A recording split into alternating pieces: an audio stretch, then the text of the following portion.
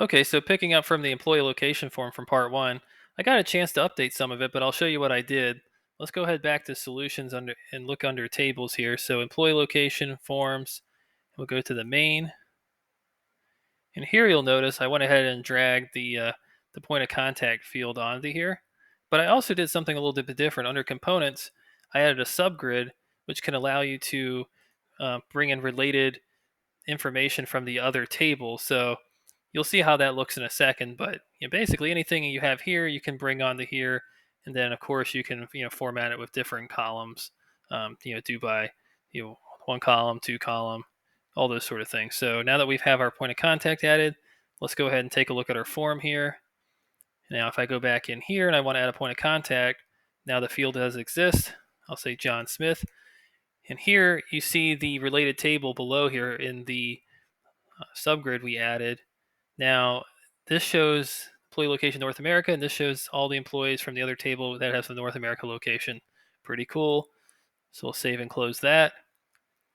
Now that we have our form and views looking pretty good, let's go ahead and look at charts. So we'll do a little bit of a minor visualization. I did get a head start on this one as well, but I'll show you how to do it.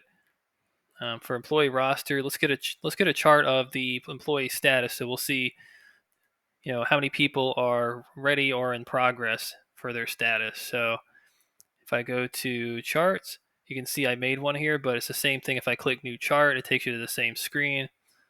So you could click new chart, but it's the same interface here. So I put employee status, and you can see here it'll give you a count of in progress and ready. So save and close is what you'd click. Now, where does this come in at for the Power App? So where does this come in for the Power App? So if we go back to the model-driven app here, we'll go to employee roster. Now we click show chart. There it is. It's not as robust as Power Apps, but it will give you a quick visualization to look at. So another thing that's pretty cool about this is if you click ready, you can see there's this one employee that's ready. If I click it, it'll drill down and just show that one employee on the right here. So pretty cool. You can click out of it by just clicking away from the bar there. So that's a fairly simple, complete Power App based on the model-driven app there. So the last thing we want to do is share it. So how do we do that? So we go back up here, and here you can add as part of the solution. So new with all security role. And here in security role, you give the role a name, and then you find your tables. So in this case, employee location and roster, and you can go ahead and just give a full control for that role. A role is basically a group. It doesn't give it to any individual user yet or anything. So now that we have that, we can save and close. I already made one, so I don't need to do that right now. And you'll see the one I made is actually already in here called employee roster role. Now to share the app, we go back to the app here, and we'll do share, and we'll select it, and we'll give it the employee roster role that was created. And we'll also give it the standard roles as well. And we'll do share.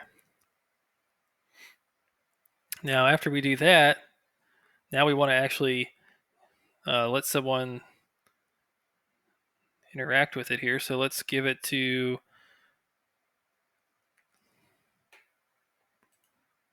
if I give it to, my account's a system administrator, but if this was like any normal account, you could go like that, and you'd probably want to do something like that. Then you can click share, and they don't get an email typically on model-driven apps when you share it.